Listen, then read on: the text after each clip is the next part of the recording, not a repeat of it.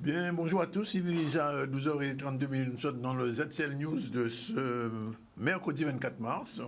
On aura aujourd'hui un bon petit passage sur l'université. Il fallait bien qu'on éclaircisse un peu ce qui se passe là-bas depuis quelques mois, peut-être même plus. Sarah Gaspari avec nous, bonjour. Bonjour. Elle est prof de chimie. Thierry Césaire, universitaire aussi avec nous, bonjour. Bonjour.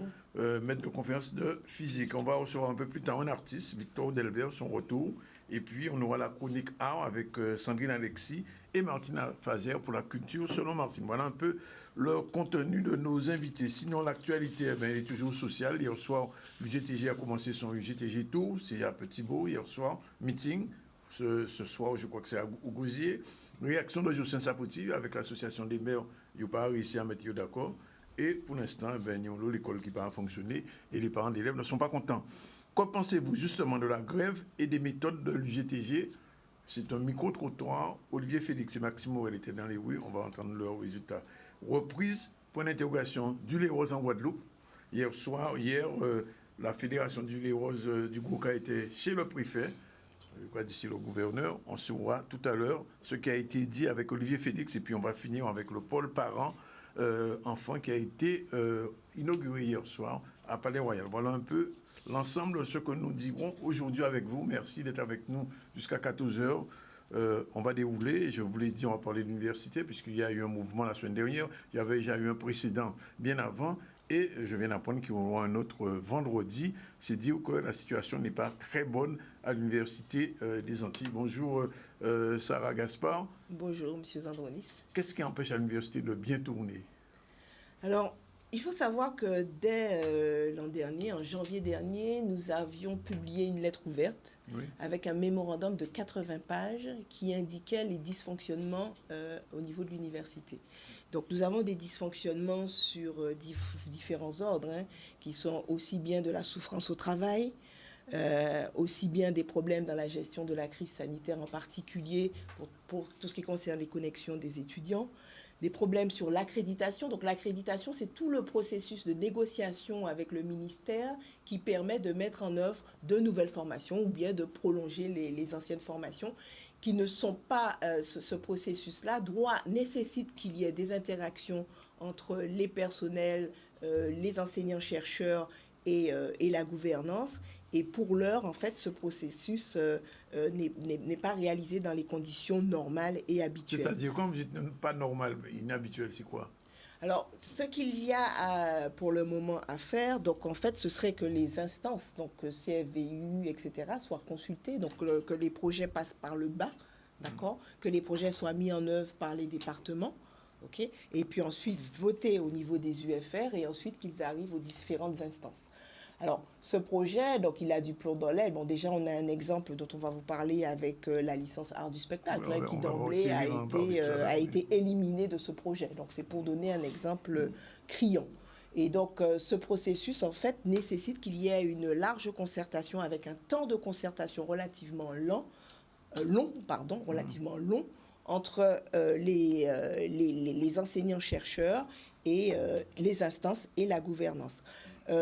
Une autre difficulté que nous avons, donc en fait nous avons eu un certain nombre de problèmes que les étudiants nous ont fait remonter pour l'entretien des locaux, les questions de sécurité, la mise en place de salles de travaux pratiques qui soient opérationnelles, donc aussi bien sur les formations d'ingénieurs, les formations de chimie, etc. La question de l'évaluation des enseignements par les étudiants, les accès aux salles du campus par les étudiants handicapés posent problème. Et bien sûr, donc, comme je vous l'ai dit, un des problèmes qui se pose, c'est tout ce qui est la couverture numérique, donc, qui est nécessaire actuellement, puisque nous sommes en pleine période Covid. La couverture numérique, elle est insuffisante pour que les étudiants puissent avoir accès correctement à leurs cours, à leur formation à distance. Alors, Thierry, vous avez entendu cette liste, vous êtes au courant. Qu'est-ce qui empêche que toutes ces choses se réalisent, finalement? Pourquoi ça ne fonctionne pas? Parce que Sarah a fait un checklist, comme on dit, mais pourquoi on n'arrive pas à trouver un moyen de faire avancer les choses? Mais on aimerait tous. Je pense que faut bien voir que sur cette université, elle marche quand même. Oui. Elle marche parce qu'il y a quand même des anciens chercheurs volontaires qui donnent de leur temps pour que ça marche. On va avoir n'importe quel enseignant, n'importe quel administratif, et là est disponible et volontaire, et la formation qui est de qualité. Tous les étudiants qui ont quitté Fouillol jusque-là, qui sont allés dans notre université, nous représentent fièrement. On n'a pas à avoir honte de la formation qu'on propose. Simplement, c'est qu'à un certain moment, il y a une fatigue, un essoufflement. Un essoufflement de devoir répéter, refaire sur son temps libre, revenir en permanence sur des choses qui devaient être déjà institutionnalisées depuis longtemps. Exemple, c'est-à-dire que les décisions ne passent plus par des canaux officiels ou des canaux normaux. Lorsqu'une décision est prise dans une UFR, normalement, ça va monter au CA, ça va suivre un circuit, qui est le conseil académique, et on a l'impression que c'est à la tête du client que les choses se règlent. À ce point-là? Si on connaît bien X, Y, Z, on a l'impression que les choses vont beaucoup plus facilement si on s'adresse directement à X, Y, Z. Par exemple, Mme Gaspard Sarah a parlé de la lettre ouverte. Tous les gens qui ont signé la lettre ouverte ont été punis. Punis, vous dites? Punis, oui, c'est-à-dire qu'on ne signe pas leur convention, ils n'ont pas de promotion, ça a été le cas. Et par exemple, c'est le cas de la formation en énergétique. Le master énergétique a été fermé suite au fait que le responsable de ce master a signé la lettre ouverte, tout simplement. Imaginez que des étudiants, un master en énergétique avec des étudiants qui viennent de l'étranger. Oui. Il y a des étudiants qui sortent du Maroc, qui paient un billet d'avion pour arriver en Guadeloupe, qui paient un logement pour arriver en Guadeloupe. Ils arrivent en Guadeloupe, ils se rendent compte que la formation est fermée alors qu'ils sont en Guadeloupe. Les parents ont déjà payé un billet. Ouais. Il a fallu recaser des étudiants. Mais ce n'est pas dit, ça, forcément. Ouais. Et ça, c'est un des exemples. Parce que si on doit... Je vous incite à lire la lettre ouverte avec des choses qui... Il y a vraiment 84 choses qui sont totalement inédites. Hein. Oui. Là, on va reparler encore une fois de la licence d'Aristote, qui est un exemple caractéristique. On va y arriver tout à l'heure, mais je voulais dire quelque chose. Je suis venu l'autre jour à l'université, il y avait la présentation du bilan du président. Oui. J'ai eu le sentiment que tout allait bien. C'était un album photo qui était très joli, hein, ça, nous sommes d'accord avec cela, mais... Finalement, ce qui en ressort, c'est que l'université fonctionne comme une université normale. Normal, oui, c'est normal. Mais qui fait des projets à l'université? Qui porte l'école d'ingénieurs, par exemple? Qui a fait ce projet-là? Ce sont des enseignants-chercheurs qui sont là, qui donnent de leur temps. Et c'est vrai qu'il y a des réalisations qui sont faites parce qu'à l'université, il y a des gens qui s'investissent. D'accord. Et ce sont des projets qui étaient là bien avant la présence de telle ou telle gouvernance. L'école d'ingénieurs, ça fait 10 ans qu'on se bat pour cette école. Ils ont parlé des l'épicerie solidaire, mais c'est bien, mais c'était quand même des jeunes en insertion qui l'ont créé au départ à Saint-Claude. Ouais, donc c'est vrai que c'est bien joli. Ce sont des projets qui sont là. D'ailleurs, je me demande si la personne qui l'a créé toujours à l'université. Comme on est vu en direct en Martinique, je suis obligé de vous poser la question. En Martinique, c'est à peu près les mêmes revendications que vos collègues ont? Oui, c'est les mêmes revendications sous force au travail, qui est la principale revendication tous les deux. Non-respect des instances, la maltraitance et aussi... la maltraitance, hein, vous dites? Oui, souffrance au travail et un peu maltraitance. Oui, il y a des mondes d'oiseaux qui volent de la part de certains élus. À ce point-là. Ah oui, il y a des mots que je ne pourrais pas dire devant tout le monde parce que je ne peux pas. Oui. On a la télévision, mais oui, un manque de respect notoire lorsqu'on s'adresse forcément à ses collègues, particulièrement femmes. Alors, comme tous les journalistes, j'ai reçu une lettre en combien de points? Attendez, je vous dis. En 14 points répondant à toutes vos revendications. Donc tout est réglé, logiquement. Non, ça ne peut pas être un règlement. Non, je pose la question. C'est-à-dire que quand il y a une grève, ensuite il y a une négociation sur ces différents points. Il n'y a pas de négo? Il n'y a pas de négociation. On n'a pas été reçu. On n'a pas été reçu. On n'a jamais été reçu. Donc on n'a jamais été reçu. Normalement, vous réglez. Mise en place d'une vraie cellule sur les risques psychosociaux avec la CHCT. C'est ce que je vois. Vendredi, effectivement, il y a un atelier qui est prévu. Heureusement qu'on s'est mobilisé. On verra ce qui en sortira de cet atelier. Oui. Si c'est maintenu. Il y a une cellule d'accueil et d'écoute du personnel. C'est vrai ou c'est faux, ça? C'est ce que je lis. Enfin, je vous dis, alors je vous confirme qu'une cellule d'accueil et d'écoute du personnel a été mise en place au sein de l'université dès le début de ma mandature, en lien avec la MGEN. Cette cellule existe. Il convient simplement que le personnel sollicite le numéro de téléphone qui est donné. Alors, en général, les personnels, en fait, nous sommes en contact direct avec les personnels. En souffrance? En souffrance. Oui. Et malgré cette cellule, les personnels souffrent toujours. Donc, apparemment, elle n'est pas opérationnelle. Alors, quand vous dites souffrance, parce que c'est un terme qui est utilisé même dans d'autres structures, parce que j'ai entendu ça aussi pour le MAC, qu'est-ce que vous appelez en souffrance? Bon, je vais vous donner un exemple. Comme ça, vous allez bien comprendre exactement de quoi on parle. Oui. Et je vais vous donner un exemple criant je crois que je l'avais déjà donné plusieurs fois, mais celui-là, il relève vraiment c'est lui qui nous a permis de nous mobiliser d'ailleurs. Il y a eu, je fais rapidement, voilà, un VP Paul, qui est vice-président de Paul, qui était l'actuel VP Paul, et l'ancien doyen de la fac de sciences, se disputent une salle. Oui. Ils envoient un contre-ordre à 2 ordres différents à la responsable administrative, une femme, qui est responsable de la composante. Et elle va voir directement le DGS et Jean-Qui pour savoir, voilà, j'ai 2 ordres contradictoires, un du vice-président de Paul et l'autre du doyen, et qu'est-ce que je fais? Et en fin de compte, cette dame qui demande de l'aide à Jean-Qui reçoit un avertissement.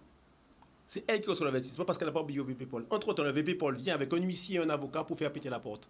D'accord. Voilà, à dire qu'en fin de compte, il y a une pression sur le personnel qui est terrible. Une autre responsable administrative, elle, qui travaille sur HSCT, écrit un courrier au président menaçant qu'il y a une suspicion de suicide, c'est-à-dire un personnel qui est mal, qui veut se suicider. Donc elle envoie un courrier simplement pour signaler, en tant que responsable de HSCT, cette situation. Mais elle l'envoie de son bureau, parce qu'elle est au lieu de l'envoyer du bureau du HSCT. Oui. Elle reçoit un avertissement pour ça. Voilà, c'est ça, c'est-à-dire qu'il y a une pression sur le personnel pour pouvoir rentrer dans un sillage, dans un sillon. Donc ce sont des modes de fonctionnement qui sont inacceptables. Alors, on en a beaucoup parlé ces temps-ci sur la fermeture de la première année de la licence d'art du spectacle. Alors, je vous lis et vous allez répondre. La fermeture de la première année de licence d'art du spectacle a été votée le 23 février, etc., à l'unanimité du conseil d'administration de l'Université des Antilles dans le cadre de la présentation des capacités d'accueil. La transformation de la licence en licence professionnelle a également été votée par le conseil d'administration. Ah, voilà un exemple de détournement des formations. A été présenté au conseil d'administration un référé en charge, c'est-à-dire qu'il y a eu un vote de l'UFR Roger Thompson. Oui. Ce vote du conseil d'administration de l'UFR Roger Thompson, qui a voté contre la fermeture. Oui. Sauf une voix, c'était le doyen. Le doyen, c'est sa voix du doyen qui monte à charge pour pouvoir porter sa voix au lieu de porter la voix du conseil du FR. Sauf qu'en transformant la réalité, ce qu'on a omis de dire au conseil d'administration, c'est que quelques mois auparavant, ils ont refusé de signer 2 conventions de codiplomation avec 2 pays d'Afrique, c'est-à-dire le Nigeria et le Bénin, sous une codiplomation avec la Guadeloupe pour 2,4 millions. Donc le problème de moyens, il est exclu volontairement. S'ils avaient signé cette convention, l'argument des moyens ne tenait plus. Alors, quel est le problème? Deuxièmement, on dit qu'il n'y a pas de moyens en Guadeloupe. Je peux vous dire qu'au moment où je vous parle, 2 postes en danse et musique traditionnelle ont été créés en Martinique. Par la gouvernance. La Martinique n'a même pas demandé. La Martinique n'a rien demandé. La Martinique n'a pas demandé. Voilà encore une instrumentalisation de la Martinique n'a pas demandé. Alors comment expliquer ce phénomène? Pourquoi la disparition de cette licence? Quel problème ça posait structurellement? Alors, juste financièrement, il n'y a pas de problème. Alors, l'autre problème. Le problème financier a été créé. Oui. Quand du financement, il n'y a pas de problème. C'est-à-dire que, évidemment, si pour tuer quelque chose, autant couper les financements. Mais le professeur Merrill avait déjà donné des moyens. Ces moyens ont été enlevés. Il y avait eu un vote du conseil de Paul avant le décès d'Alex Merrill. Ces moyens ont été enlevés. 4 moyens. Donc, il y avait la volonté très nette de ne pas alimenter cette licence. Alors, la transformation de licence professionnelle, c'est un vieux projet. C'est-à-dire que nous, effectivement, je fais partie de ceux qui ont porté cette licence. Avec M. Sainton, M. Anakessa Apollinaire, ce sont un vieux débat. C'est un très vieux débat où, dans notre île ici, on a d'autres cultures qui sont connues à l'UNESCO, et on a un travail de fond à faire sur le patrimoine, sur notre patrimoine, mais pas un travail en licence professionnelle, rien que pour de l'accompagnement musical, non. Un travail de recherche, c'est ça? Un travail de recherche et de représentation sur ce que nous, on est, de représentation dans le monde. Parce qu'on a un carnaval qui est quand même référent, on a des pratiques qui sont reconnues, et on n'a aucune approche anthropologique sur nous-mêmes, à part les autres qui viennent nous regarder. Je pense que cette démarche est extrêmement importante dans une université qui se respecte. Donc, Mais alors, cette licence, c'est mort, c'est définitivement. Ah ben, ils veulent en faire une licence professionnelle. Oui. Ben, Oui, en fait, ça fait partie d'une de niveau, nos la demandes. licence professionnelle, c'est pas le même niveau. Mais c'est bien ce qu'on dit, c'est pas bien ce pareil. qu'on Nous, on veut un cycle LMD, licence matière d'histoire. Oui, bien sûr. Alors, ça fait partie de nos demandes en termes de revendication. Nous demandons l'ouverture à nouveau de cette licence. Parce qu'il faut savoir que Non, de la normalement, première année. de la première année de cette licence. année. Il faut savoir que normalement, ce type de décision doit être prise en CFVU. Oui. C'est-à-dire que s'il avait, c'est-à-dire sur Parcoursup, actuellement, cette licence n'est pas accessible, mais il avait été voté auparavant, sur Parcoursup, bien, qu'il y aurait 40 places pour cette licence. Or là, artificiellement, elle est rendue non accessible alors qu'il n'y a pas eu de vote Alors, en une ce main sens. invisible a fait disparaître 40 à 0. Oui. Une main invisible, brusquement. Parce que j'ai cru comprendre aussi qu'il y avait un problème d'enseignants pas spécialisés dans ces domaines-là pour pouvoir faire. Non, je vous répète. Oui, non, mais c'est vrai. Non, c'est vrai. Hein. C'est vrai. C'est-à-dire que normalement, lorsqu'on veut enseigner à l'université, il faut un minimum de diplômes. Tout à fait. Donc, même les chargés d'enseignement. Oui, oui. Donc, sur nos traditions et nos pratiques, régulièrement, on va solliciter ce qu'on appelle le CVU pour pouvoir analyser les dossiers des gens. Et il y a certaines personnes qui ont 15 ans d'expérience, 20 ans d'expérience dans ce domaine, qui ont un DUG, parce qu'à l'époque, il n'y avait pas de licence. Mais on peut valider ce qu'on appelle une validation d'acquis sur les points pour que la personne puisse intervenir. Sauf que ça demande un travail en amont. Oui. Et on demande à quelqu'un qui vient d'arriver en Guadeloupe de faire ce travail alors qu'il n'a pas eu d'accompagnement de l'établissement pour pouvoir faire cela. Il faut un accompagnement, il faut que les gens du service soient au courant et jouent le jeu. Quand ils voient arriver des dossiers, et les dossiers sont mis de côté parce qu'il n'a pas un Master 2, non. Oui. On a des ressources sur le plan culturel en Guadeloupe pour tenir cette licence. Alors, j'ai dit tout à l'heure qu'il y avait eu un premier mouvement il y a quelques semaines. Jeudi dernier, il y a eu un deuxième mouvement, vendredi. Alors, quelles sont les revendications principales aujourd'hui? Les mêmes.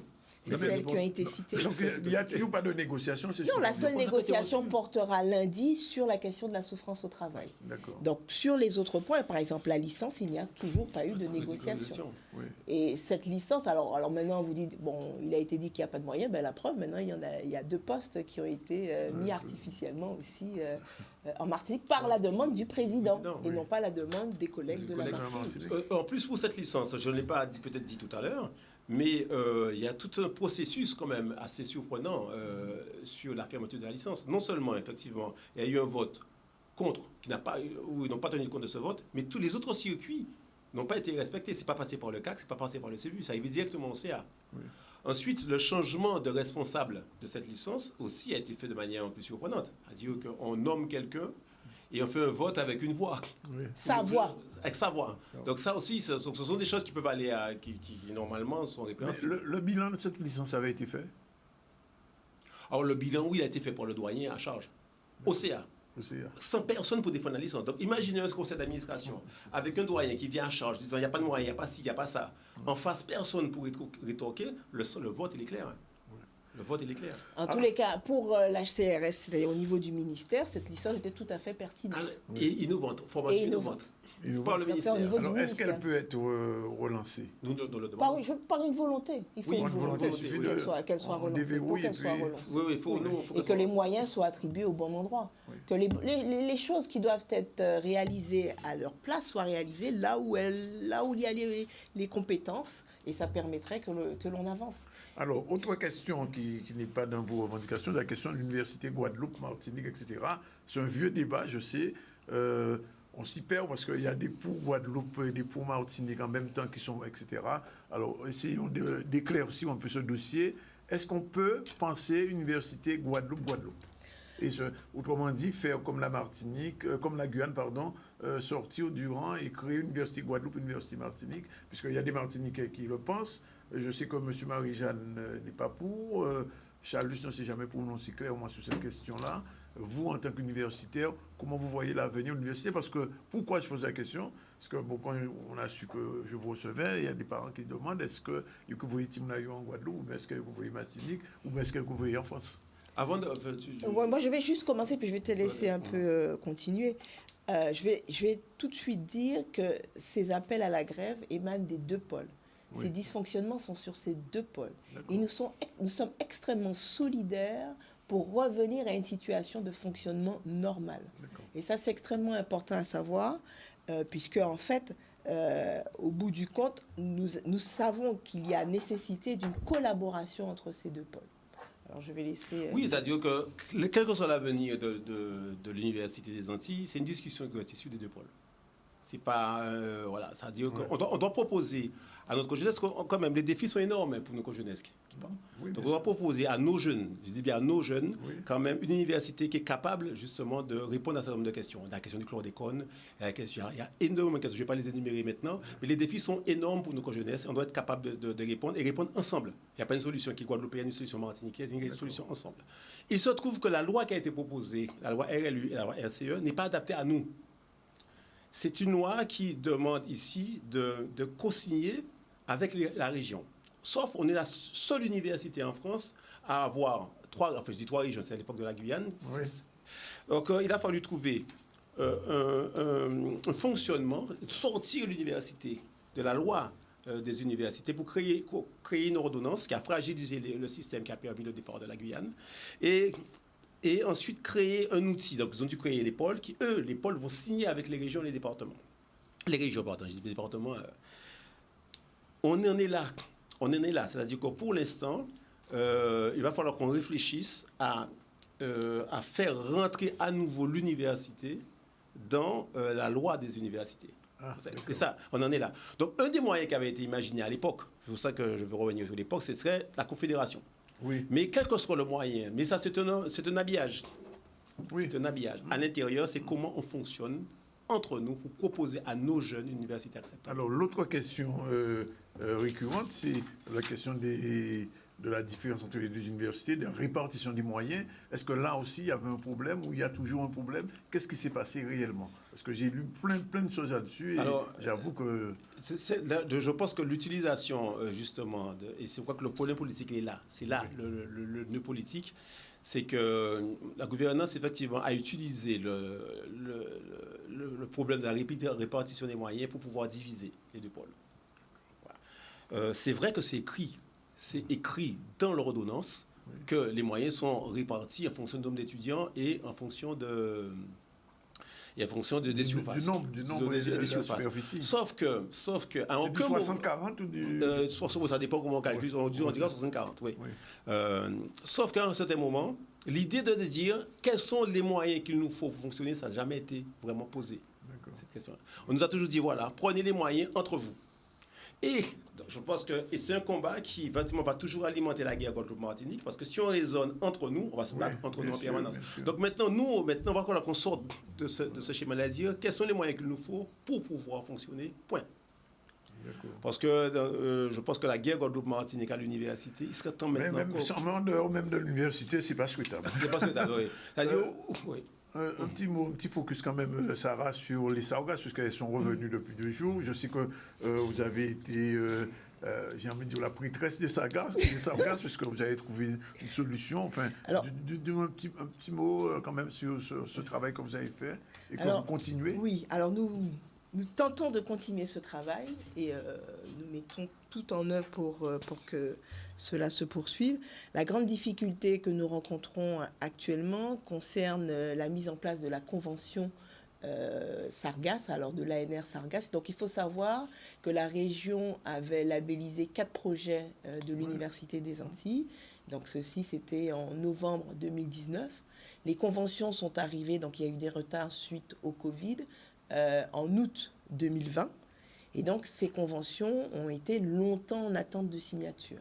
Alors, ce sont des conventions qui permettent de réaliser des projets donc, pour des montants aux alentours de 400 000 euros. Donc, ils sont des projets importants. Et là, le fonctionnement de l'université affecte les difficultés de fonctionnement, les dysfonctionnements affectent la mise en œuvre de ces conventions, malheureusement. Et donc, les projets ont du mal à démarrer. Alors, pourquoi? Parce que non seulement le service qui met en place des conventions a été décapité, on ne sait pas trop où il en est. On ne sait pas si c'est fermé, s'il est ouvert. On ne sait pas s'il est fermé, s'il est ouvert. Et donc on aurait aimé un éclaircissement, et ça fait partie de nos revendications, puisque clairement ces projets sont bloqués.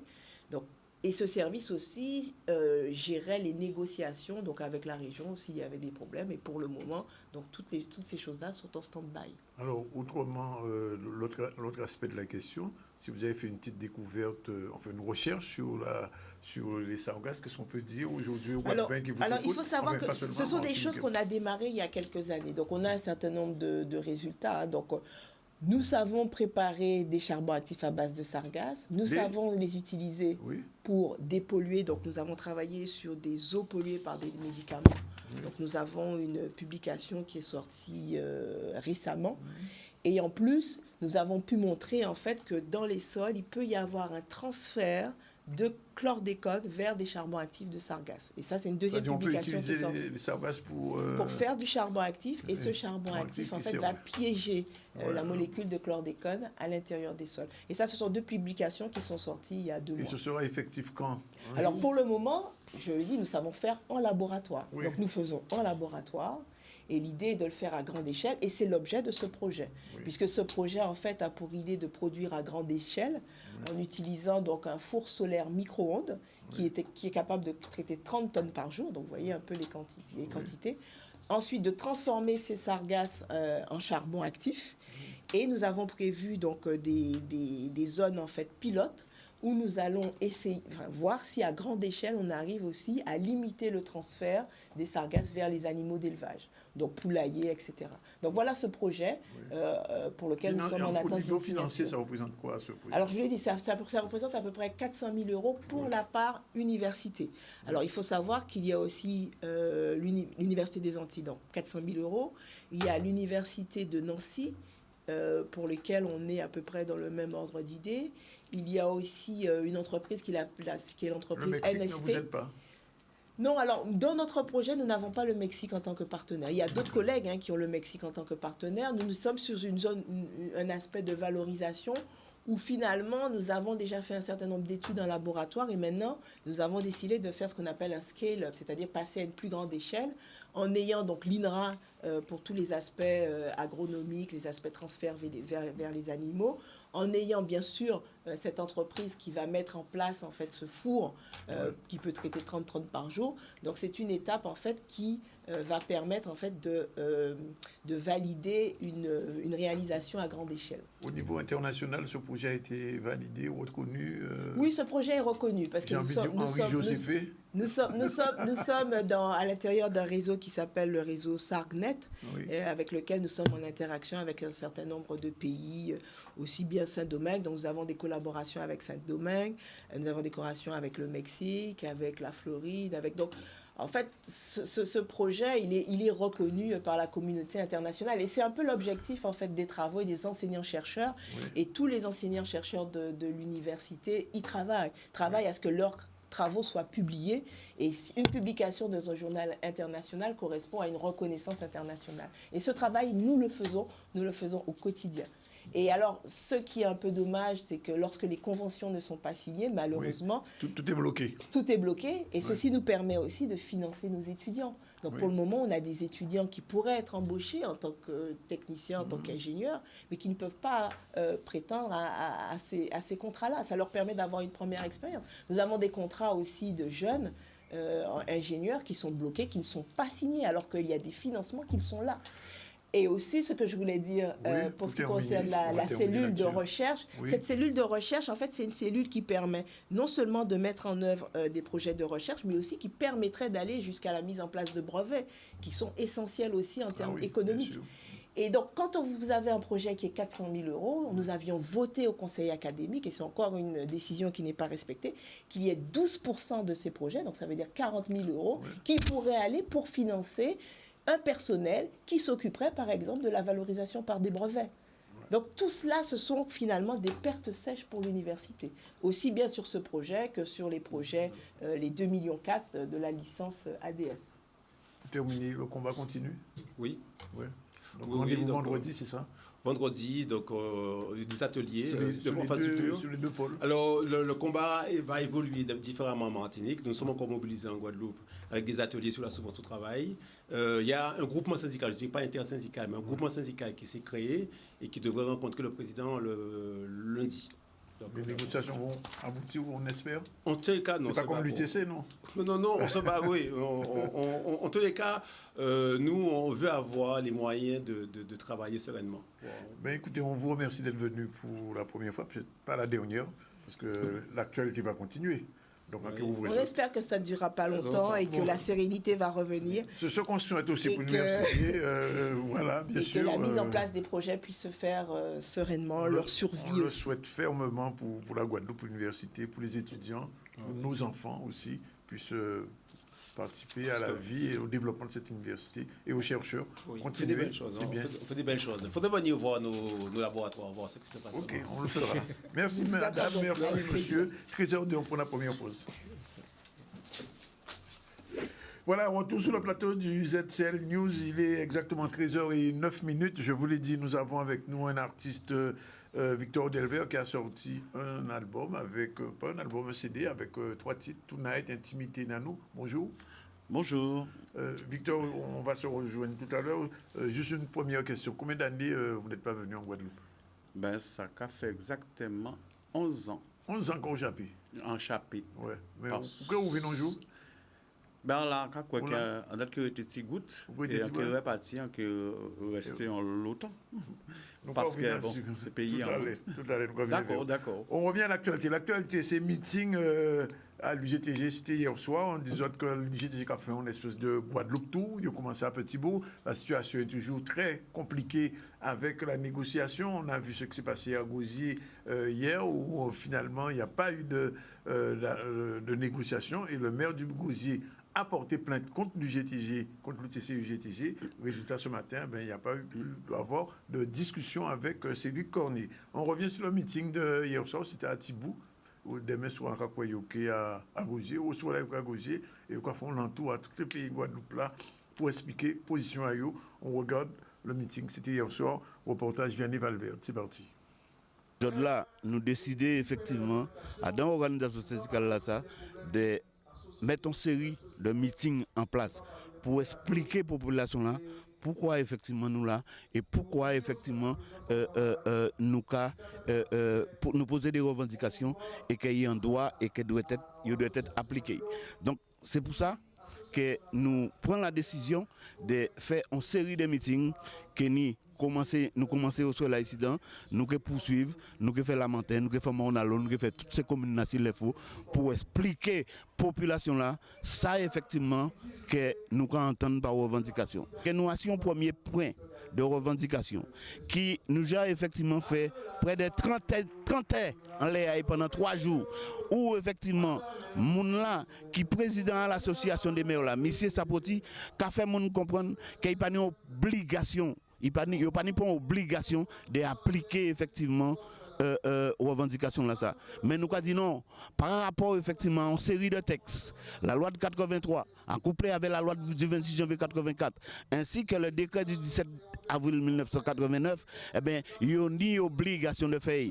En qui je nous peux comprendre aujourd'hui là, qu'il y a ni des mamans, des papas, enfants qui peuvent partir à la retraite, et vont une indemnité de 400 €. On ne peut pas vivre comme ça. Alors quand on des mecs à parler de construire Guadeloupe, mais construire Guadeloupe sans travailler, ça n'est pas possible. Alors nous avons dit qu'il n'est pas question que aujourd'hui là, nous avons un pays qui a construit, avec des profitants en tête à qui a plein poche à eux, et d'autres petits en bas qui a vraie misère et toujours qui a vraie misère. Nous avons dit nous pas d'accord. Il est aujourd'hui là pour nous mettre tout le monde à même niveau là. Et les gens qui ne sont pas d'accord avec ça, eh ben, c'est qu'ils n'ont pas pour rester en Guadeloupe. Il faut nous comprendre que le pays là qui est construit, elle veut travailler, elle veut travailler. Pour des petits gens nous aussi, peut fiers et travailler en pays à eux, peut vivre en pays à eux. À niveau que nous avons fait la démonstration pendant tous les jours, toutes les heures que nous passons en négociation avec ces messieurs, et nous avons effectivement fait comprendre que oui, nous avons raison à niveau là ça. Donc nous pêchons tous les deux. Ah ben nous, si c'est ça qu'il faut faire pour nous faire, nous parler avec nous, ah ben nous que faire ça qu'il faut pour nous venir parler avec nous et répondre à revendication à nous. Voilà, c'était le meeting hier soir à Petit Bourg, mais il y a une réponse puisque l'association des maires, il y a aussi une position à eux. Et nous allons écouter tout de suite réaction à Jocelyn Sapoti. C'est Charlie Gagounia qui a recueilli ses impressions. On écoute. Une négociation, ce n'est pas un rapport où chacun reste sur sa position. Ils n'ont pas bougé d'un seul pas. Les seules propositions qui sont faites viennent que de nous. Ils restent sur leur plateforme dès le début sans bouger d'un iota. Nous avons déjà fait 3 propositions. Ils ne bougent pas. Donc, nous, on attend très clairement aujourd'hui ce qu'on leur a proposé, c'est-à-dire que dans chaque commune, il y a une expertise qui va être faite. L'expertise va déterminer quel coût a leur revendication pour chaque commune, et là, chaque maire va déterminer en fonction du coût qu'est-ce qu'il peut faire. Parce qu'on n'a jamais dit non à tout. On n'a jamais dit non, on ne fait rien. On attend que l'UTC participe à un travail qui est un travail méthodique, qui est un travail rationnel, qui est un travail chiffré, qui est un travail aussi juridique pour pouvoir déterminer avec eux, comme de vrais partenaires sociaux, qui veulent évoluer dans le bon sens, ensemble, eh bien, comment on le fait? Si nous, on s'en tenait à la loi, leur revendication-là, elle est totalement illégale et on s'arrêterait là. Mais non, nous, on veut négocier, on veut avancer. Donc, on dit, pas de position rigide, position de négociation, on s'adapte à la souplesse et on y va. On est prêt à faire des propositions à ce niveau-là. Parce qu'il faut bien dire, aucun avis de la CAP n'est obligatoire pour un maire. C'est un avis. Ce n'est pas une obligation. Donc, si un maire dit qu'il n'applique pas un avis de la CAP, personne ne peut l'obliger à l'appliquer. Mais on dit, écoutez, on va négocier. On fera au fur et à mesure comme on peut. On n'est pas fermé à cela. Mais c'est commune par commune, en fonction de ce que chacun peut faire. Et les agents territoriaux qui m'entendent peuvent comprendre que leurs maires ne sont pas contre. Leurs maires veulent qu'ils progressent, mais en fonction de ce qu'ils sont capables de faire. Et tous les maires s'engagent à ce qu'ils progressent en fonction de ce que chaque maire est capable de faire. Il y a des maires qui peuvent aller plus vite que d'autres, il y a d'autres qui ce sera plus difficile pour eux, mais tout le monde va faire quelque chose. Voilà, il est 13h16 et là, on va prendre une petite pause dans les conflits sociaux. On va revenir tout à l'heure sur le micro-trottoir. Et là, je vous l'ai dit, on va recevoir Victor Delvert, 2020-2021, imité des nouveautés, 3 titres. Alors, Victor, on dit, nous, on dit l'année où quitter la Guadeloupe. Oui. Qui dernier morceau fait là où tu es en Guadeloupe? On va changer ça? Intimité. Intimité? L'album, ouais, Intimité. Là où tu es en Guadeloupe, un Rabaléon. Là où tu es 11 ans. Ah oui, ben pas failli. Parce que, alors, moi, j'ai cherché à trouver des anciens clips, quoi, parce qu'un petit extrait, un petit fraisé, et nous revenons à cette nouveauté-là. D'accord. C'est parti.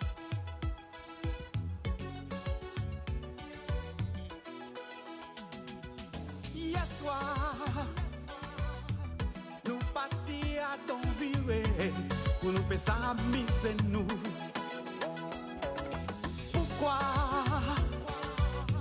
yo fait ça qui plus mauvais pour gêner entrer en nous? Aïe aïe aïe, yo va nous combiner pour monde, yo va nous combiner pour monde. C'est pour ça moi avancer, avancer, oui oui oui.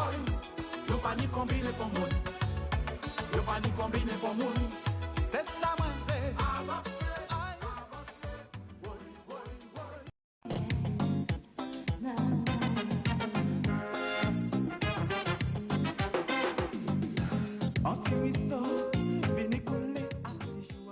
Faisait un premier clip là, 2014. Ouais. Bon, ça l'a plié, ça là. Ah dommage. Oui, ça, c'est ton tube, ça là. Oui, c'est ton tube. Alors, nous avons un petit faisait aussi. D'accord.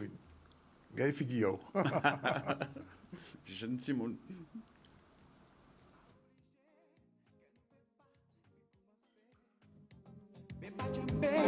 La vie ban nous en fait plaisir. Ça qui finit, mais pas vivre parce que j'ai fini. Raison que chaque l'esprit nous assinue. Dommage, dommage, dommage.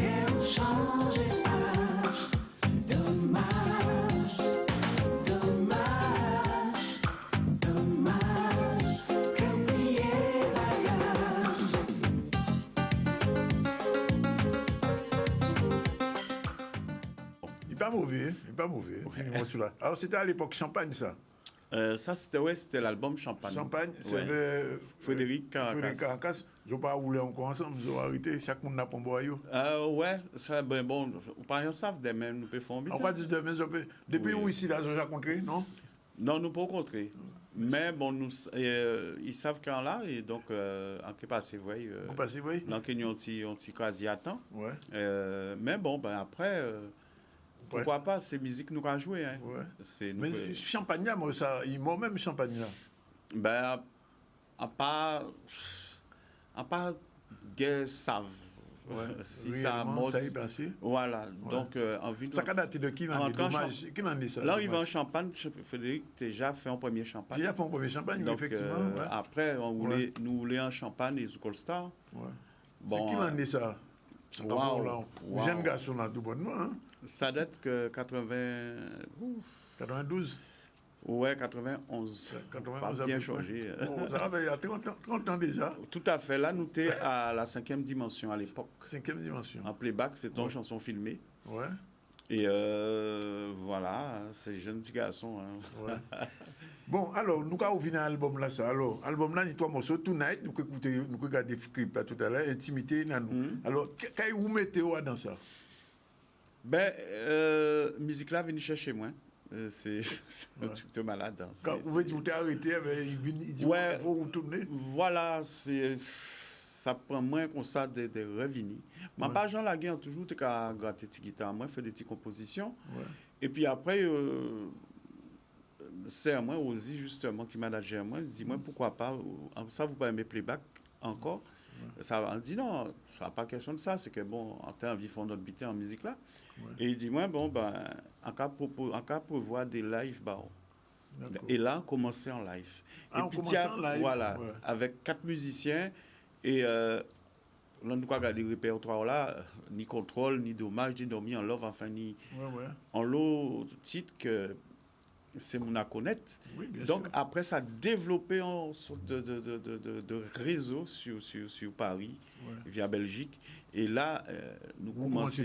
Voilà. Et le plus gros, c'est nous fait l'antépé, c'est en fait le New Morning. Parce qu'en quasiment pas ni rien, pas ni pour nouveauté. On est sorti fait justement l'album C'est comme ça, mais qui plutôt bien adant. Et c'était le peuple a déplacé. Ça fait très très plaisir. Alors, ici, là, Victor, est-ce que vous avez l'occasion de voir même à un showcase en Guadeloupe? Oui, justement, c'est ça que nous avons essayé de mettre en place. Mais comme nous savons que nous avons très raide. Mais nous avons essayé de mettre en place un petit showcase. Nous avons réfléchi en ça. C'est moi qui ai réfléchi en ça avec DJ Sylvester. Pour savoir en quelle manière nous avons fait ça. Mais bon, moi, d'accord pour nous faire un petit showcase. Et même si peut-être ni 30 personnes en content. Parce qu'il y a ni monde qui a envie vous voir souvent. Ah, énormément, parce que depuis arrivé, on pourra gagner temps si c'est vraiment pour parler avec ma maman. Quoi. Ah bon, après ça? Ah oui, ça là, demain, là. Enfin bon, il peut comprendre. Il peut comprendre parce qu'il a dit, moi, de toute façon, tu aimes la musique et ça se voit dans tes yeux. Alors, nous avons en vidéo, c'est que là où on a écouté l'album là, ça, on a l'impression qu'on a dans 20 ans. Parce que la musique là, on fait là, c'est musique à Zouk, Zouk Love et Zouk Trafé, ni 20 ans. C'est son choix que vous faites comme ça. Voilà, pourquoi? Effectivement, parce que on sentit que nous avons qui pas dans Zouk là, nous avons qui pas bâti. Ouais, alors donc, étant donné que tout le monde, les fans quasiment essayent de revenir comme avant, faire quelque chose comme avant. Ben justement, moi, j'avais l'idée encore à serre, moi, qui a dit, moi, cherchez un des morceaux qu'on y a avant, mettez en mise à jour, retravaillez, et c'est ça en fait. Ah, c'est les morceaux qui étaient déjà dit. Voilà. Tonight, Intimité. Oui. Qu'on prend là, et nous on met rechanter, renettoyer, enfin bref, tirer poussière, porter mon œuvre. Et ça baille ça. Et à la plus grande surprise, encore on dit c'est moi bravo. Et ça fonctionne. Nous avons écouté, nous avons regardé Tonight, ce dernier clip là. Alors, Moi, quand on dit tout à l'heure, mon souvent préféré là, c'est intimité. Intimité. Et au dimanche, on sait que Kenyon clip avait intimité. Tout à fait. En préparation, on le dit là ça parce que moi, j'aime là tout. Il est carrette. On va nous écouter Tonight. C'est parti.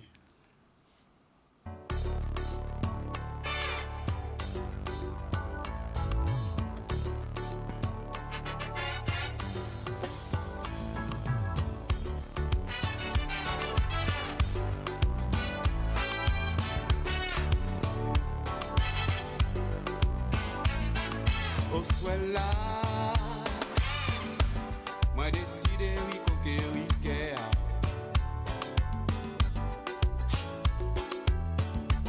Trop longtemps qu'à négliger, vini pi près, senti chaleur.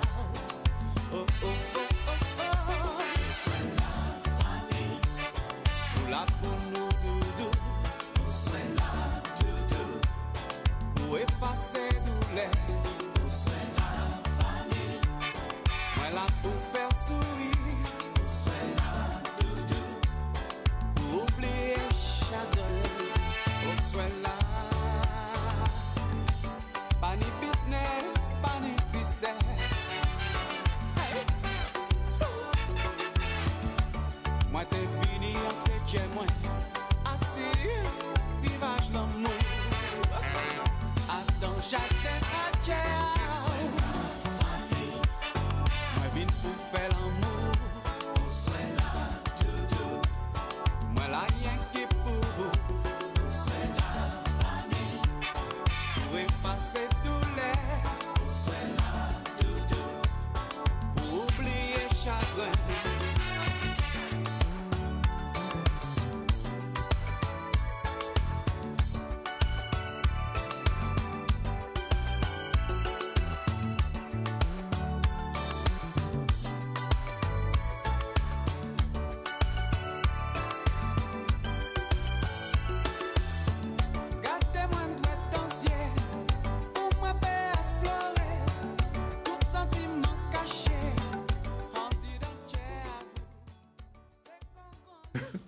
Voilà, mais vraiment, son bon petit morceau musical. Alors, Rosie, on a beaucoup parlé d'elle tout à l'heure. Il n'a pas cessé de dire Rosie. Et là, Rosie, je ne la connaissais pas. En direct, Rosie, bonjour. Bonjour, monsieur Zantonis. Alors, c'est vous qui avez, qui managez ce monsieur.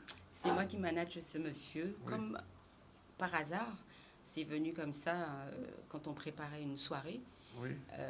Avec prestation de monsieur Delvert et d'autres musiciens. Et du coup, quand j'ai vu comment ça se passait, je lui ai dit, bon, ben, je prends les rênes. Oui. Je suis novice. Hein. Jusqu'à aujourd'hui, je suis novice. Hein. Oui. Mais j'ai dit, je prends les rênes. Oui. Je m'occupe de mon frère. Et ça se passe bien? Jusqu'à maintenant, grâce à Dieu, ça va. D'accord. Alors, justement, je posais la question, est-ce qu'il y a un petit showcase avant qu'il ne parte, puisqu'il a dit qu'il est là pour quelques semaines encore? J'ai 3 contacts. Et les contacts sont pris déjà? Les contacts, oui. Je ne savais pas. On apprend ça en direct. Super, merci. Nous apprenons ça en direct. Ça fait plaisir. J'ai 3 contacts, donc j'attends les confirmations et il aura son showcase avant de partir. D'accord. Voilà. Bon. C'est difficile d'être manager de son frère? Non, pas du tout. Non, ça va. Parce que c'est moi qui commande. Pas mal, ça. On a dit toujours, quand il y a un homme cherché derrière, il y a une femme. Exactement. On l'a trouvé. Mais même les musiciens de Paris, hein, une fois, c'était dans un restaurant, Créole, et puis Créole Avenue. Et puis il dit, bon, c'est à moins 10, hein, vous passez de l'autre côté, pas mon pas à bouger. Ouais. Il arrivait. J'ai dit, à moins 10, tout le monde qui est de l'autre côté là, carrément. Tout le monde levé. Ouais. Les musiciens, c'était des pros. Ouais. Après, ils viennent voir moi, ils disent, bravo, c'est ça qu'on veut. C'est ça qu'on veut, des gens comme ça qu'on nous voulait pour... Et Victor, vous pas jamais de chanter, tu vois? Non. J'aime bien danser, mais... Danser, mais pas chanter? Alors, non. Attendez chanter. Vous attendez chanter? Oui, quand je fais des lives, en attendez. Parce que quand je chante, elle aime le titre Aquarelle. Ouais. Et là, en cas de voix, elle a porté peut-être on joue Kenyon ou Zidelbert. C'est jamais. Pourquoi pas? Alors, préparez-vous Nous qu'est parti bien loin. Oui, voilà. Bien loin. Ça, c'est ton titre. Ouais, c'est mon titre favori, Intimité. Il m'a dit qu'il y aura un clip là. Oui, on va préparer un petit clip. Malgré la crise sanitaire, le Covid, on va faire comme pour le clip de Tonight. On va essayer on sera heureux de le diffuser ici, en tout cas. Merci beaucoup. Après, ça, je prends l'engagement. D'accord. En tout cas, on vous remercie d'être venu quand même à la dernière minute, mais plus tard que jamais. C'était pas prévu. Victor, bonne chance. Merci beaucoup. Pas la guerre, quand il va dire. Moi, c'est pour Gaïa. C'est mon combat, c'est Gaïa. Et je continue à travailler ma petite musique tranquillement, en toute simplicité. Mais nous retrouvons à Carrette, un de ces jours-là.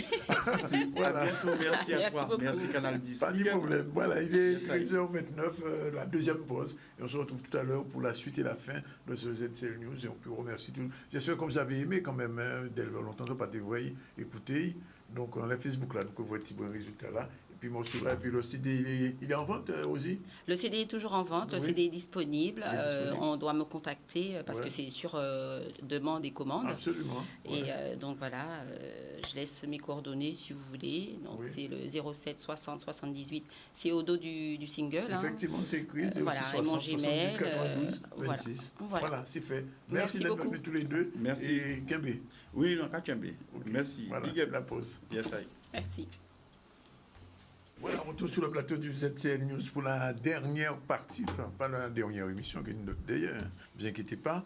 Il est 13h37, je reçois Martine, bonjour. Bonjour Danick. La culture selon Martine. Bien. Toujours. Et le focus art selon Sandrine. Bonjour Sandrine. Bonjour Danick. Merci d'être avec nous, c'est la partie culturelle. On avait déjà commencé avec du zouk, je n'ai pas dansé. Vous connaissez le Victor Delver? Tu connaissez le Victor Delver? Oui. Quand même. Et toi, Martine? Oui, de nom. Quand même? Absolument, oui. Vous dansez en la Victor Delver? Certainement. Certainement. Mais je ne suis pas une grande zoukeuse. Hein, mais... Ah, tu n'es pas une grande zoukeuse? Mais j'ai dansé. Tu es une grande zoukeuse? Non. Je ne pas aimer musique à payer à zouk. Bref, j'ai rien dit. Non, tais-toi, Danick. Non, je ne peux pas laisser dire n'importe quoi parce que c'est ça mon qui retienne. Pas dire pas aimer musique à payer en moins. Oui. J'écoute le zouk, je danse le zouk et on va danser certainement mieux qu'hier. Ah bon? Mais oui, je peux te donner des démonstrations. Oui, aujourd'hui peut-être. Mais simplement, c'est que chacun d'entre nous, on a une diversité de musique qu'on écoute. Je n'écoute pas que du zouk et je ne suis pas. Moi, j'écoute pas que du zouk, mais j'aime le zouk. Mais on ne peut pas dire qu'on n'a pas aimer musique. Ah bon, non. Mais par contre, oui. Ceci étant dit, je vais juste dire une petite chose, Sandrine. J'aime beaucoup le zouk, mais c'est vrai, tant pis, j'accepte. Je préférais le zouk d'il y a quelques décennies. Mais c'est ce qu'il a fait. Exactement. Mais c'est ce qu'il a fait. Il a repris le style du zouk passé. Exactement. Et là, on a ce qu'on appelle des zouks d'anthologie. Alors là, ces boucles-là, il y a toujours 20 ans, 15 ans après. Voilà. Ça, oui. Ok, bon, alors on va aborder un sujet qui n'est pas tellement agréable en ce moment, c'est la grève qui se fait depuis 4 semaines dans les collectivités, et c'est à l'initiative de l'UTC-UGTG. On sait qu'il y a des écoles qui sont fermées, il y a des endroits où c'est compliqué de se rendre, les mairies ne sont pas toujours ouvertes, les employés municipaux sont en galère, et donc Maxime Morel et Olivier Félix sont descendus dans la rue, demander aux gens, que pensez-vous des méthodes et de la grève UTC-UGTG? La réponse est tout de suite.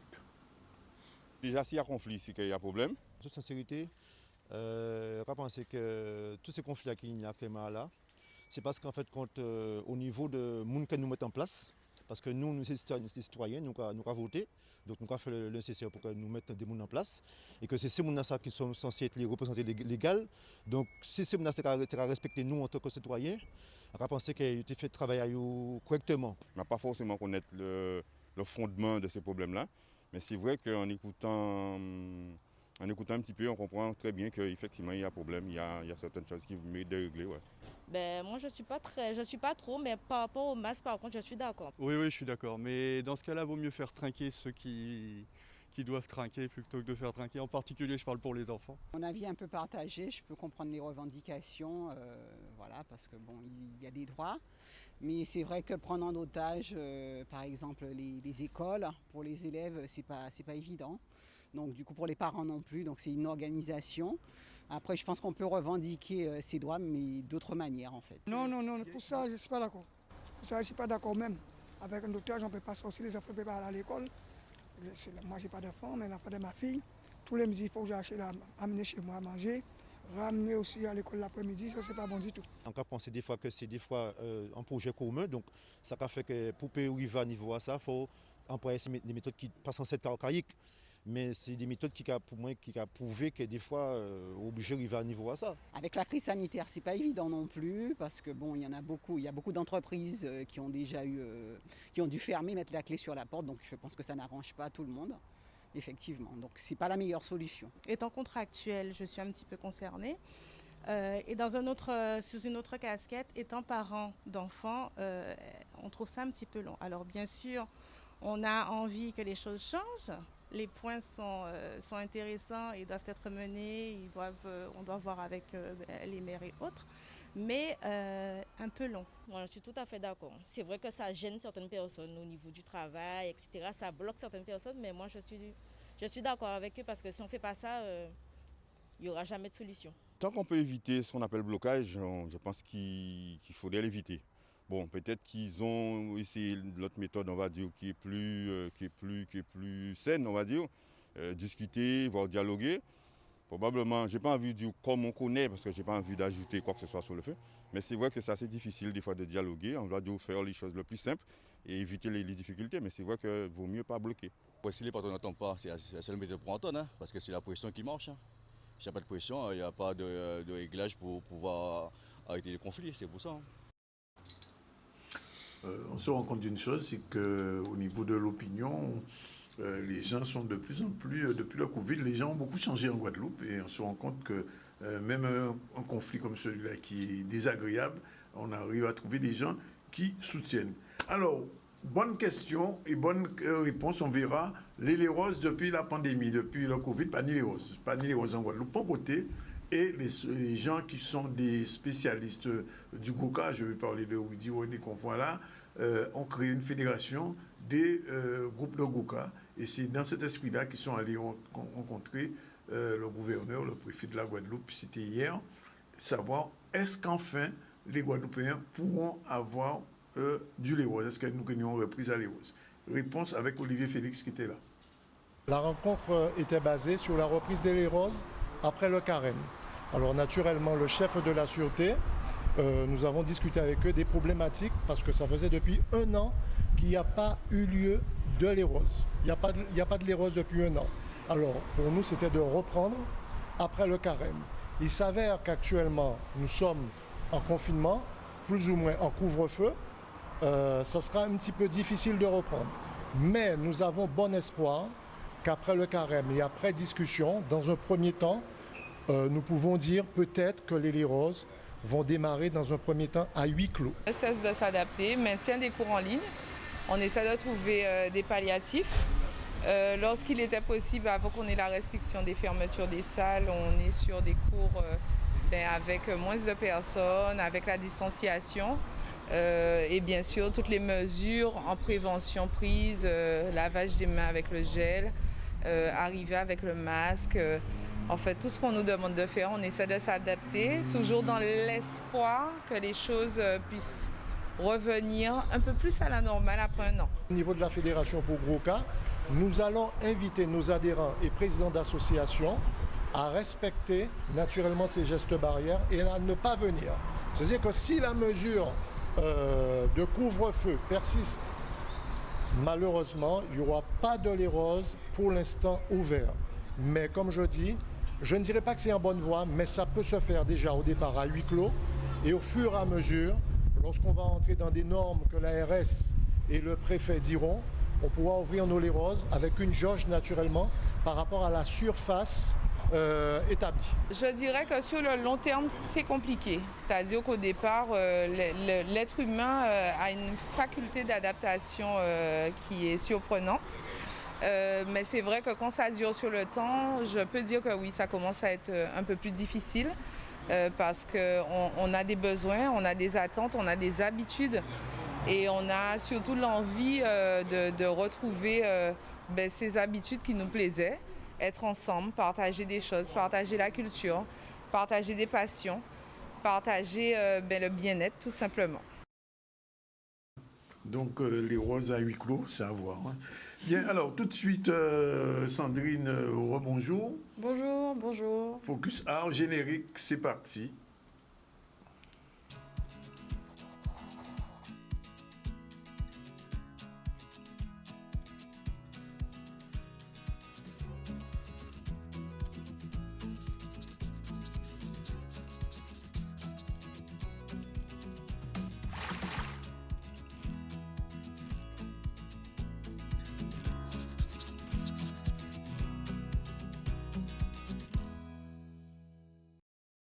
Oui, alors Focus là, c'est en Sandrine. Bonjour, qu'allons-nous découvrir aujourd'hui? Oui, Focus là, c'est en moi. Focus ça, c'est Focus ça, oui. Ben, aujourd'hui, on va parler de Evie, qui est une jeune artiste peintre guadeloupéenne. Voilà. D'accord. J'aimais beaucoup les peintres.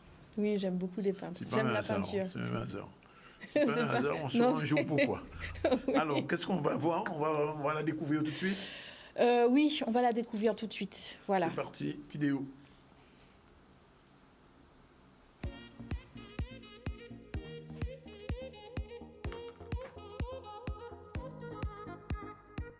J'utilise de la peinture acrylique. Elle accroche mieux au tissu puisqu'elle a un côté tachant qui fait que ça va résister lorsqu'on va le laver à la machine.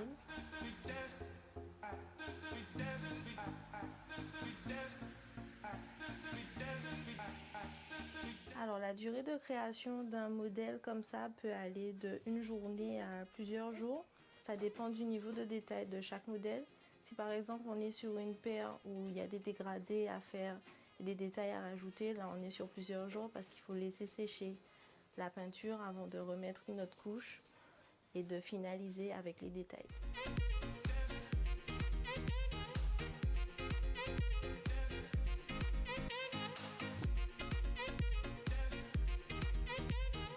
Pour chaque pan, il faut compter minimum 2 heures pour pouvoir bien le travailler après. Voici un exemple de paire terminée. Après avoir laissé sécher, on a pu rajouter les détails qui sont faits soit à la peinture ou au feutre à peinture comme ceci. Ce sont des Posca professionnels. Et donc le modèle abouti ressemble à ça. Maintenant, on va passer à la partie expo de l'autre côté de l'atelier.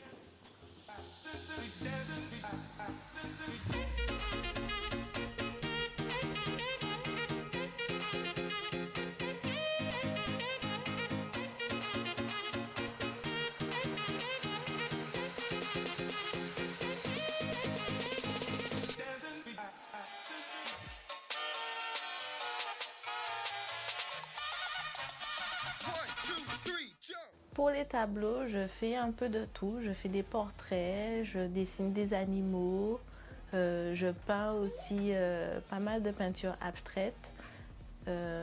J'essaie d'explorer différents styles et surtout, comme souvent j'ai des commandes, j'essaie de répondre le mieux possible aux attentes des clients. Donc, je fais également des posters. Il y a des posters grand format comme ceux-ci qui sont vendus uniquement à l'unité. Ce sont des modèles uniques. Il y a également les posters petit format qui sont à l'origine des œuvres faites à la main et qui sont ensuite numérisées et reproduites pour être vendues en poster.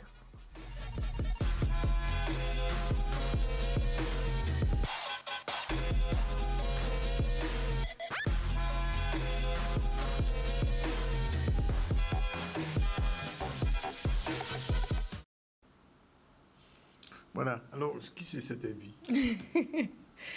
Evie, comme je disais, elle est guadeloupéenne, elle est très jeune. Elle est très jeune, voilà, elle a vraiment beaucoup de talent. Et quand elle a commencé, elle a eu un cursus artistique, comme beaucoup d'artistes au lycée. Donc elle a appris toutes les techniques qui lui ont permis aujourd'hui de pouvoir exercer son art sur de la toile, en faisant des croquis aussi, peindre sur des chaussures. Elle fait également de la peinture aussi sur les noix de coco. Voilà, donc là, on ne l'a pas vu dans le reportage, mais son panel de support est assez large. D'accord. Voilà. Mais c'est son métier? Non, c'est pas son métier, justement. C'est ce qui est assez surprenant, c'est que quand elle sort de son travail, d'ailleurs, elle fait quelque chose, elle a une activité professionnelle qui est carrément à l'opposé de sa passion. c'est très surprenant. Et du coup, quand elle sort de son travail, voilà, elle se plonge dans sa passion. Elle se plonge dans sa passion, c'est ça. Oui. On va découvrir tout ça dans la deuxième partie.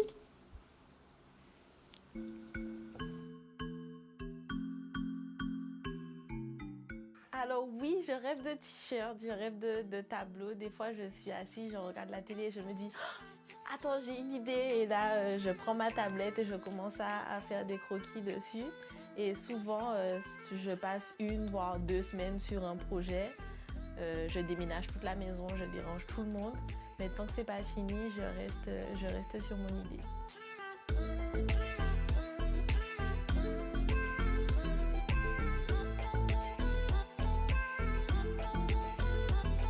Très souvent, à la fin de ma journée de travail, j'entame une deuxième journée où je fais des tableaux, des t-shirts jusqu'à pas d'heure le soir. Je m'inspire beaucoup de l'Afrique. C'est pour ça que je dessine beaucoup l'Afrique. Je trouve qu'on est encore un peu trop éloigné de nos racines africaines et à travers l'art, j'essaie de m'en rapprocher le plus possible. J'aime mon statut d'afro-descendante, je l'assume et je le revendique pleinement. Alors je suis passionnée de mandala. C'est les premières choses que j'ai commencé à dessiner étant petite, ça m'a toujours fascinée. Et c'est pour ça que dans absolument toutes mes œuvres, on retrouve toujours un petit peu de mandala. Alors la boutique reprend tout l'univers Evie Artist, donc avec une petite présentation succincte de qui je suis et de mon univers. Ça reprend également les services que je propose, donc la peinture sur toile, les œuvres sur les supports classiques, donc les tableaux, les posters, et aussi la peinture sur textile. On peut me trouver sur Google tout simplement en tapant Evie Artist. J'apparais dans les résultats et on retrouve comme ça la boutique en ligne. C'est evieartist.com.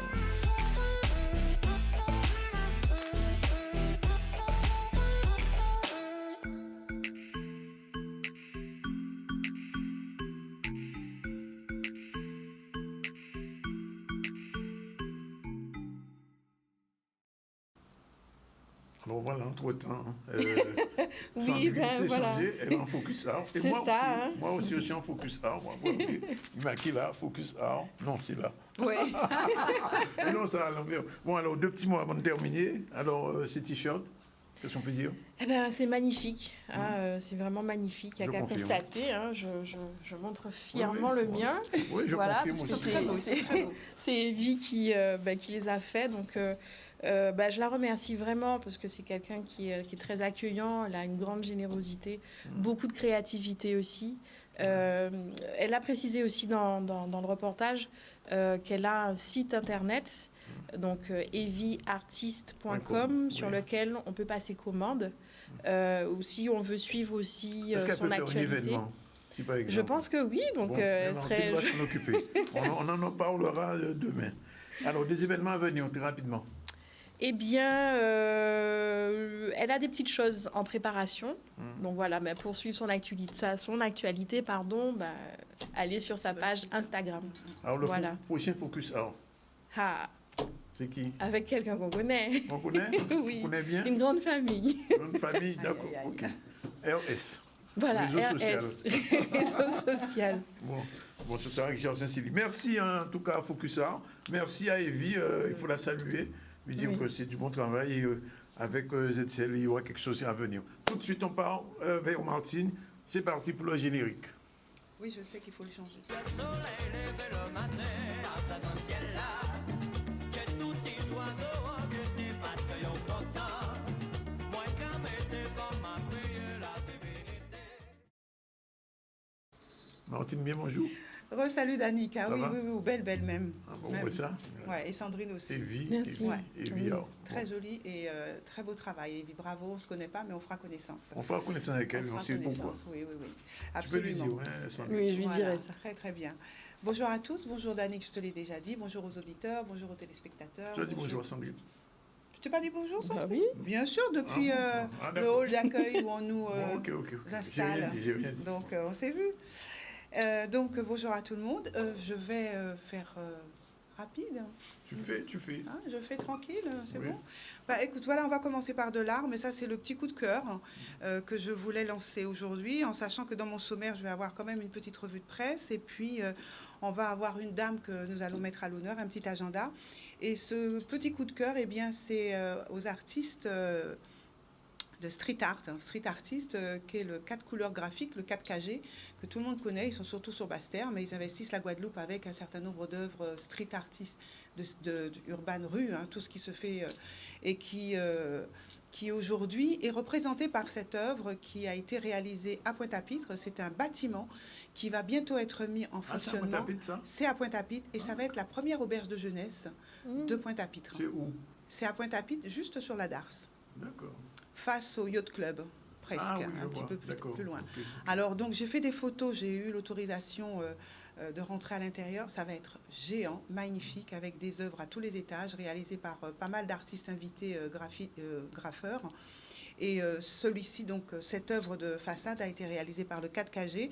Je leur fais un petit clin d'œil parce que j'avais fait un film que je voulais présenter, mais je n'ai pas eu le temps de le monter. Mais ça sera pour la prochaine séance parce qu'il nous donne quand même quelques éléments sur comment cette œuvre a été réalisée. Il faut savoir que c'est de la peinture, certes, mais que les points que nous voyons sont faits en gaulette, hein, donc du bois local. C'est vraiment de la création à tout point de vue. Et ils n'ont pas tout à fait fini. Donc, la semaine prochaine, j'espère pouvoir revenir dessus avec le petit film également que j'ai fait pour présenter leur travail. Donc, c'était le petit clin d'œil du jour. Et sinon, donc, on va passer tout de suite à ce qu'on appelle ma revue de presse. J'ai 2 sujets sur lesquels je ne vais pas m'attarder parce que ce sont des délais très courts pour participer à ces appels à projets. C'est le premier appel à projet, c'est celui du prix de la jeune création des métiers d'art 2021. Ça se fait régulièrement. Donc, depuis 1960 environ, donc, le prix de la jeune création des métiers d'art existe et chaque année, c'est une nouvelle génération de jeunes créateurs qui sont mis en avant et sélectionnés sur des critères bien précis dans le cadre d'un appel à projet. Et ils sont sélectionnés sur leur qualité artistique, ils sont sélectionnés sur la maîtrise pointue de leur savoir-faire.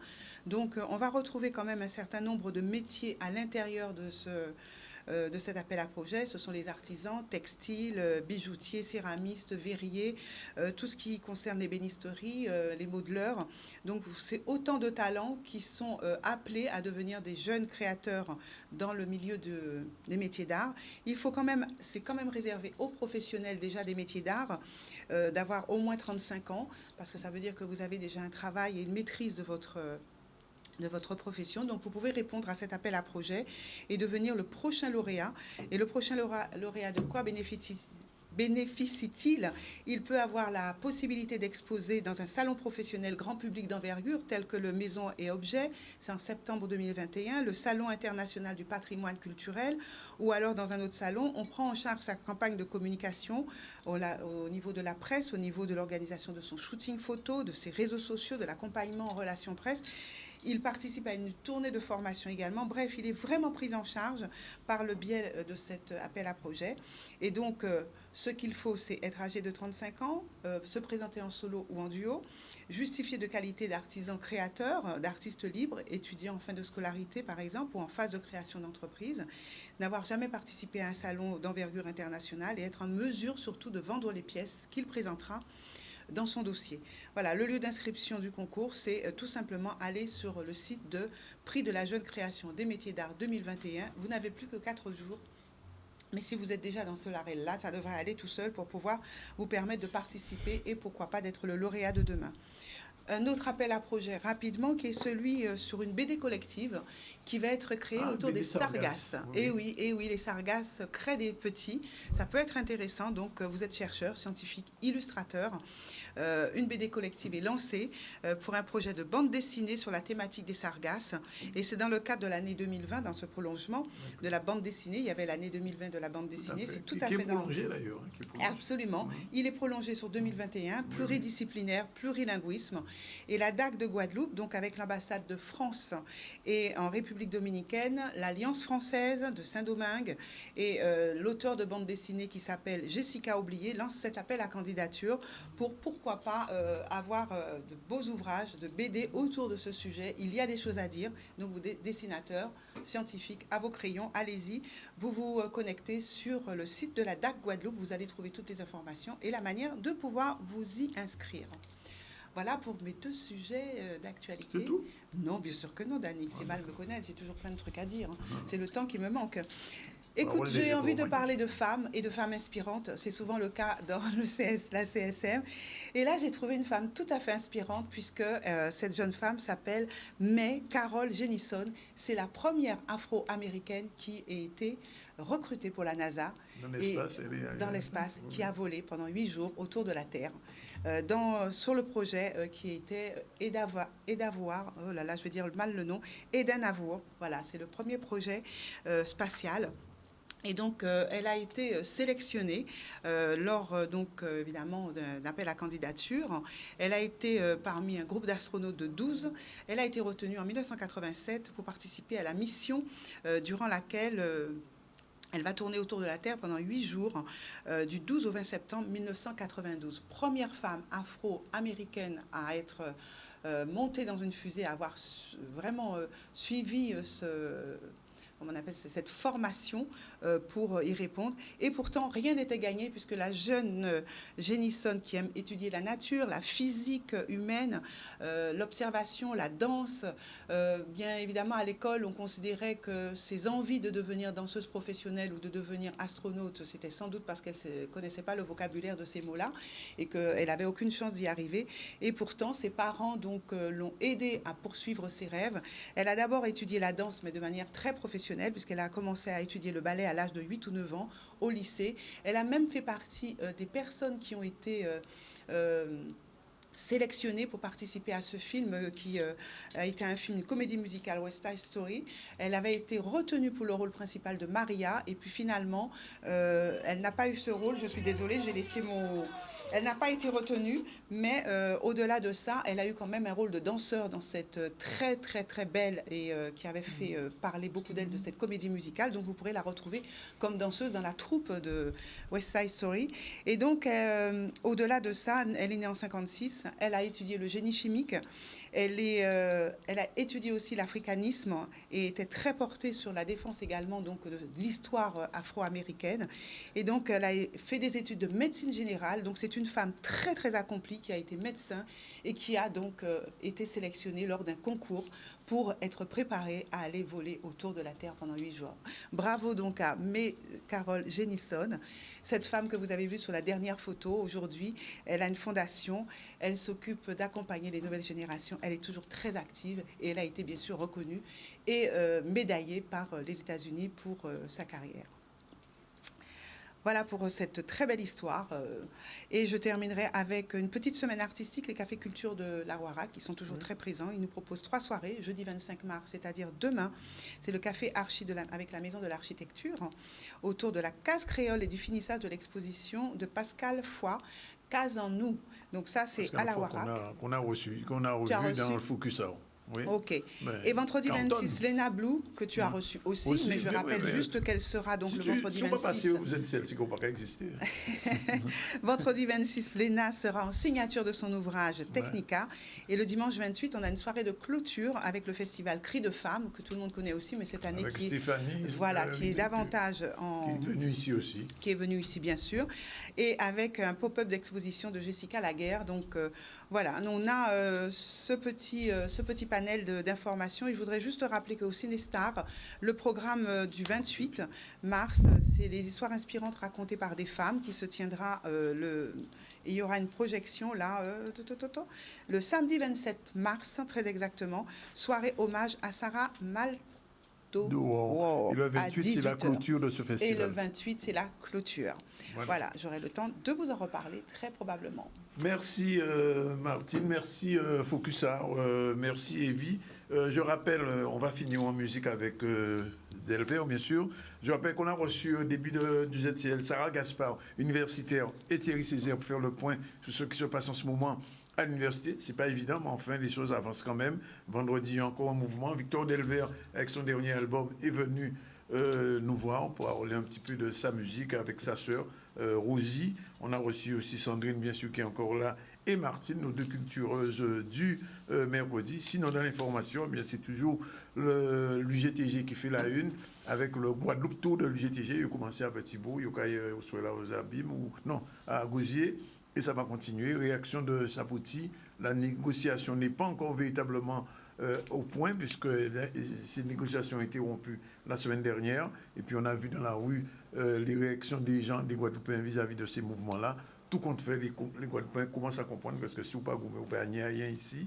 Et puis, peut-être, point d'interrogation, reprise des Roses, après donc la rencontre entre la Fédération des joueurs de Goka de la Guadeloupe et Woody René, c'était hier à la préfecture. Et on termine sur ça, on vous dit merci. La réalisation était Yann, assisté de Taneli qui était avec nous, une recrue du ZCL aussi.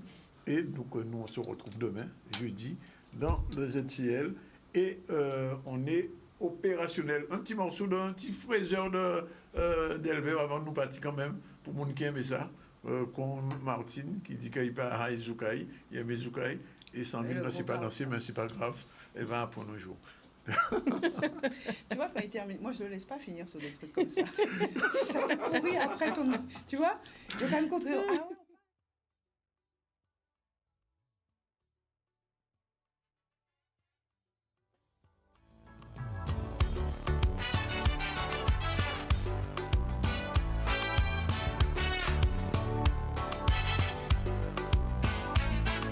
Au soit là, moi décidé oui.